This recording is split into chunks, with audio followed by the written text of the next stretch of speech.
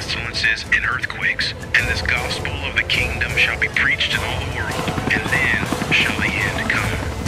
Can America be brought back to a more Bible-based country? Could the approval of same-sex marriage be reversed? Could the slaughter of innocent babies in the womb be stopped? What would it take for America to recover its morality? We'll talk about it on today's edition of End of the Age.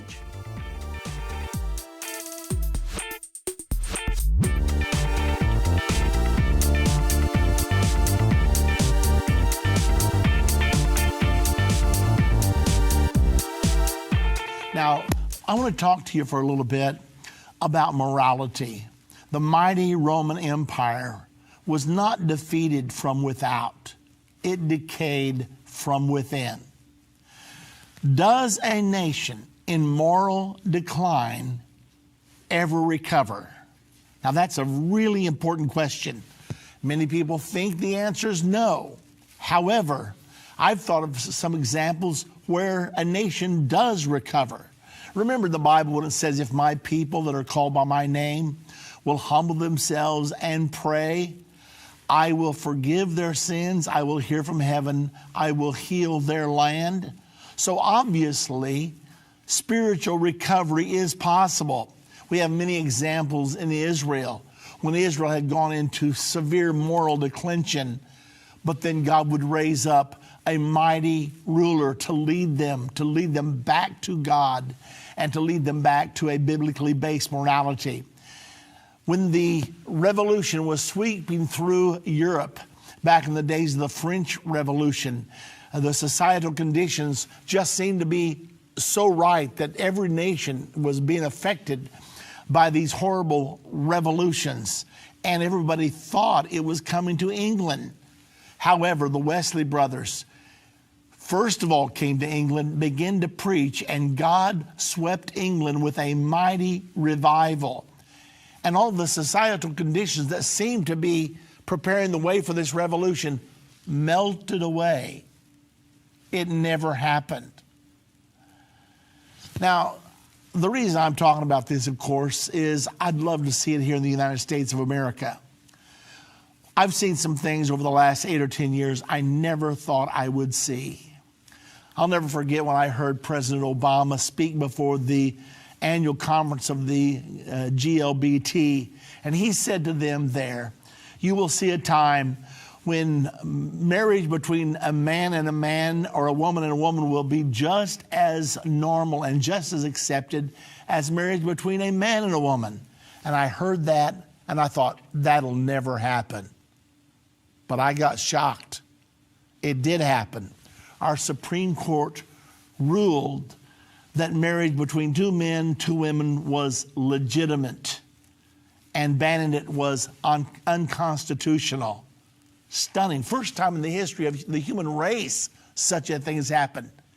And in the United States of America, in God we trust, America couldn't believe that our Supreme Court officially put the stamp of law on sodomy, the sin that caused God to destroy Sodom and Gomorrah.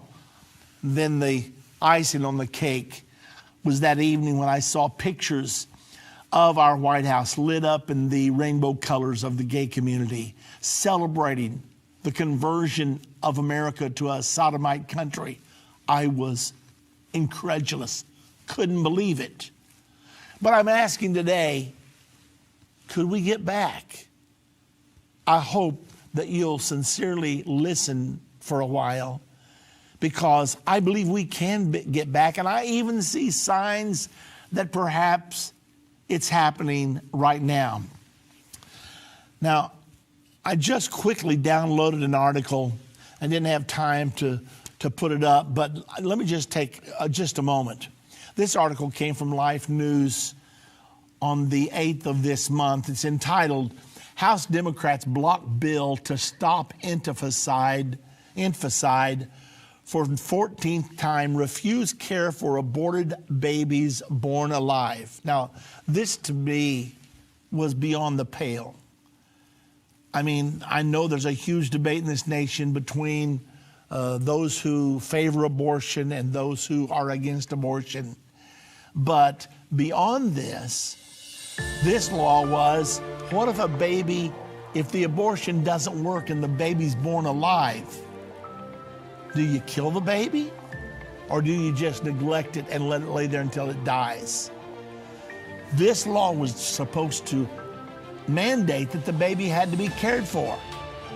But this legislator voted it down. They voted to let the baby die.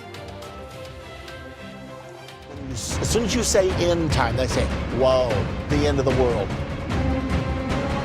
When's it going to be? And you can see this mask of fear.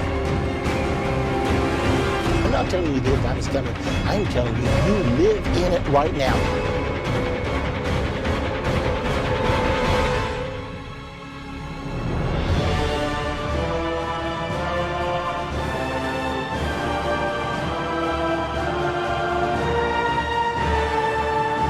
Daniel chapter number 7, verse number 4. The first beast was like a lion. We have the eagle used continually to depict the United States of America. You see it on governmental documents. We are the generation for which these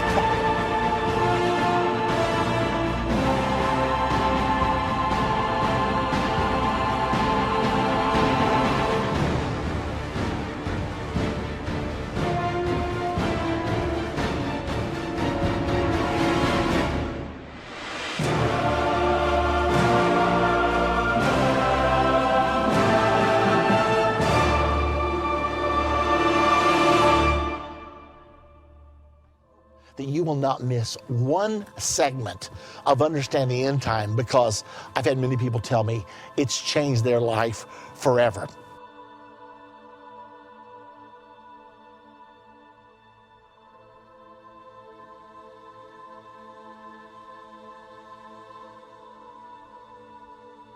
Many of the major prophecies of the Bible are given to us 2, 3, some of them as high as 4 or 5 times.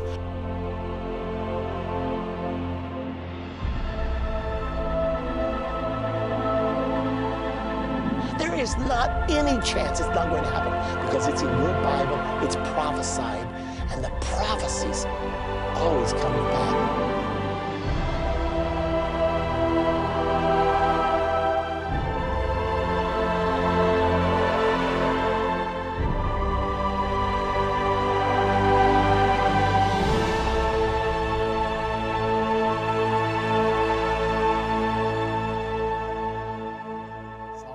Well, I want to get back to my subject, because it's only been 3 days since Senate Democrats voted to block a bill to stop infanticide.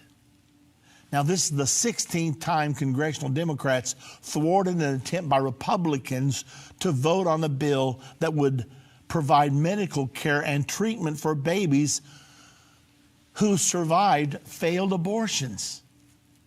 That's all they wanted to do, was to pass a bill that a born baby had to be cared for. But it was blocked by the Democrats. Now, please put aside Democrats versus Republicans for a little bit. I want to talk to you as one human being to another. Can you believe that 40-some senators in our U.S. Senate blocked a bill to protect a little baby that's now been born?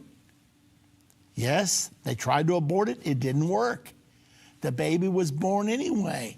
And now here it lays, screaming on a table. What do? Do you care for it? Well, all human decency, I don't care what party you're from or not from. Anybody with a heart says, yes. I mean, should we put a plastic bag over its head and suffocate it and kill it? Well, we all know that's murder. But yet, something has happened in our hearts and our values. We've got to get back. Well, there are some signals that we are getting back. This article I want to take you to now says GOP state lawmakers approve heartbeat abortion bans.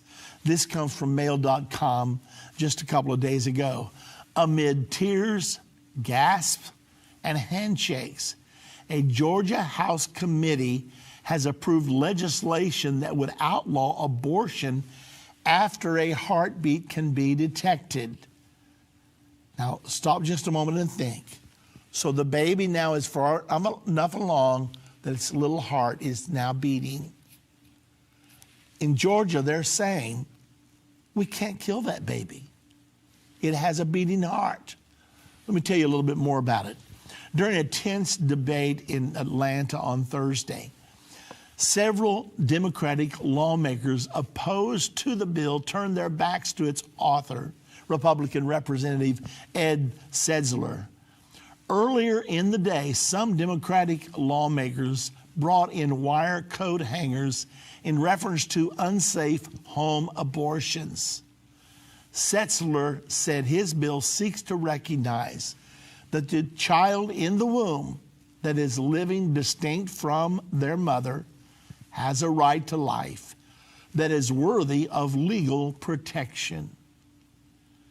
I know our granddaughter just had a baby within the last couple of weeks.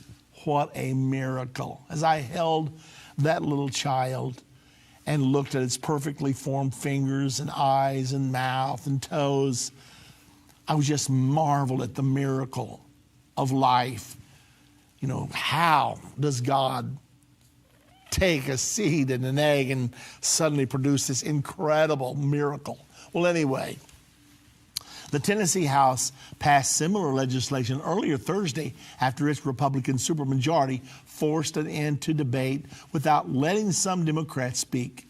Several other states, including Mississippi, Florida, Kentucky, Ohio, and South Carolina, are also considering this type of legislation. Abortion opponents across the country are hopeful the U.S. Supreme Court, with new justices Neil Gorsuch and Brett Kavanaugh, will either reverse Roe versus Wade or uphold specific state laws that could undermine the court's 1973 ruling establishing the right of women to abort a fetus that can't survive outside the womb. I know this is a passionate topic, but where's our humanity? I know in the Bible, there were times that Israel got so far from God, they would actually make their children pass through the fire and offer them up as a burnt sacrifice to heathen gods. How do you get there? Well, let me tell you, when we have a majority in our Senate voting to not care for a baby that's now been born and is laying there living, we're not very far from that kind of heathenism, are we? We need to recover our humanity and our God-fearing status. Well, here's another report. This article is entitled, Government Bus Company Changes Course, Allows Pro-Life Ad with Photos of Unborn Baby. This comes from the Christian Post just 3 days or so ago. An Indiana-based pro-life group will now be allowed to run an ad on the sides of buses featuring 2 images of human fetuses after being initially rejected by a public transportation system. The Greater Lafayette Public Transportation Corporation, also called City Bus, recently agreed to allow an ad from Tippecanoe County Right to Life less than a year after the pro-life group filed a lawsuit against them. Right to Life's ad features photos of 3 babies, 2 in the womb and 1 newborn. The first photo, a sonogram image, has the caption, "Me." The second, much further along in the womb, says, "Me again," while the newborn photo says, "Still me."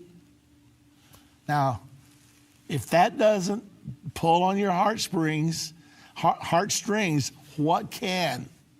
God help us. So what I'm saying is, Is there a return to morality or not? Now, there's some reasons for me to believe that there is. For example, this last year, the Trump administration chose not to declare June GLBT month. That had been done under the Obama administration each year. And the government put its full weight behind celebrating gays, lesbians, bisexual, and transgender, all things forbidden by God in the Bible. Hear me again. All things forbidden by God in the Bible. And yet our government brazenly put taxpayer dollars behind it, put the stamp of the government's approval on it. Well, the Trump administration declined to do that. They didn't make a lot of noise about it. Furthermore, now then, the courts have ruled that transgenders can be banned from the service because it's very confusing. If someone born a woman comes in and wants to live in the men's dormitory, or someone born a man wants to come in and live in the women's dormitory, what kind of confusion is that? How do you deal with that? So now the courts have said, no, the military doesn't have to take them. Now, under the previous administration, they had ruled that they had to be accepted.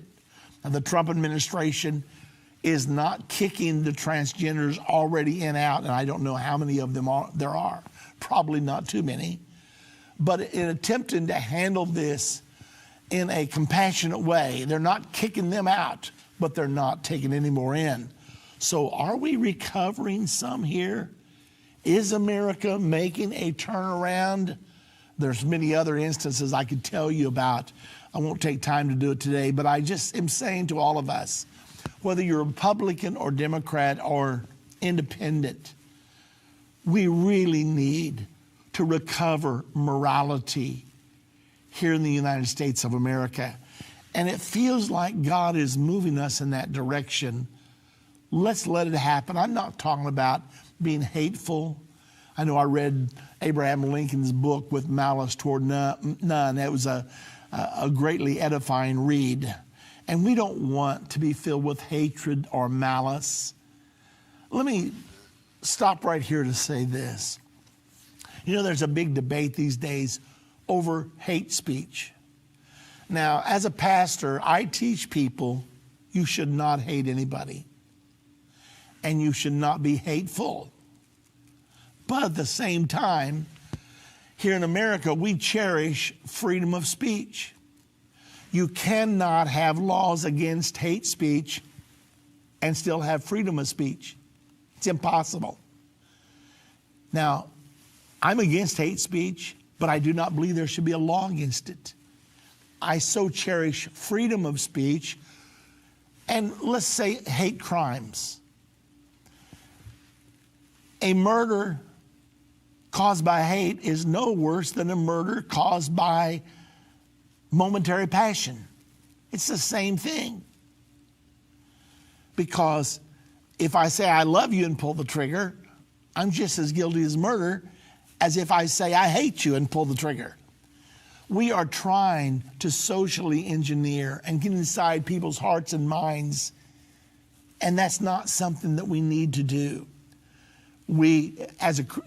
Christianity would fix most of this. If you had true Christians, you would have no hatred, you would have no murder.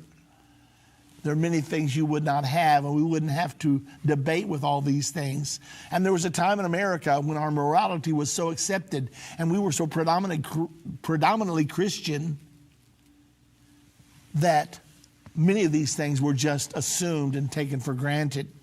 However, over the last many years, things have taken a sharp turn downward toward immorality. Somehow, we've got to get back to Bible-based morality. You say, well, wait a minute. Why Bible-based? Because if you don't have the Bible, you have no basis for morality. This nation was built on the Bible. One of the first things that our Congress did when it was first formed, back at the beginning of our nation, they passed a bill to put Bibles in every one of the schools. They said, without studying the Bible, that you can't even call it education. Boy, that's strange in this day when we've now done a 180-degree turn and say you cannot study the Bible in our schools? Well, when prayer was banned from our school, it was about the same year that homosexuality was ruled legal in this nation. Now, am I for the criminalization of homosexuality? I don't believe I would be for that. I don't think you can legislate morality. I think we've got to see a spiritual renaissance, a spiritual revival in this nation. Okay, well, let me talk to you about something else. We're shifting subjects now, but all of you know we talk a lot about the peace plan that's coming in the Middle East. We've talked about the prophecy that says when they sign this peace agreement, which would create a Palestinian state and would put the Temple Mount under a sharing arrangement, both of those things explicitly prophesied in the Bible. When they sign that agreement, that will mark the beginning of the final 7 years to the Battle of Armageddon. Most of you know by now that President Trump has a deal. He calls it the deal of the century. He has put together an extensive, comprehensive plan for peace between the Palestinians and the Israelis. Well, he's getting ready to put that plan on the table about 30 days from right now. However, Mahmoud Abbas, the leader of the Palestinians, is so hateful toward Trump because he recognized Jerusalem as Israel's capital. He said, I want nothing to do with Donald Trump nor the American government and their proposals. Consequently, Vladimir Putin, the head of Russia, has stepped up to try to become a peace broker. This report says that Putin now has proposed a Netanyahu-Abbas summit. This was reported just on the 4th of March, just last week. Russian Foreign Minister Sergei Lavrov says Russian President Vladimir Putin proposed to Prime Minister Benjamin Netanyahu during their meeting in Moscow last week to organize a summit in Russia between Netanyahu and Palestinian Authority Chairman Mahmoud Abbas to renew talks with no preconditions. This is according to a report on Channel 13 television in Israel. Okay, now let's pause a moment. So Abbas says, we will not go to peace talks where only America is the arbiter. However, let's just say that Trump and Putin would agree to co-host peace talks. Could that then be the key that would bring this all together? Now, Putin talked to Netanyahu, the head of Israel. I wonder if Netanyahu would ever suggest this to President Trump, because everybody's talking about Trump's deal of the century. He has been selling it for 2 years. Now it's done. Now it's ready to go.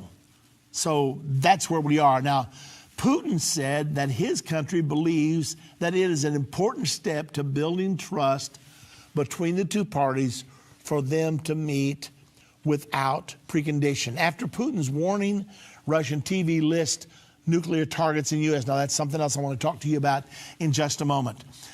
Before we go there, though, we'll get that in our next segment. But right now, let me say to all of you, this peace agreement is coming. When this peace deal is signed, whether it's this year or next year, I cannot tell you. I can just tell you we're getting very, very close. When that's signed, the final 7 years to Armageddon and the second coming of Jesus will begin. We're getting ready to see that happen.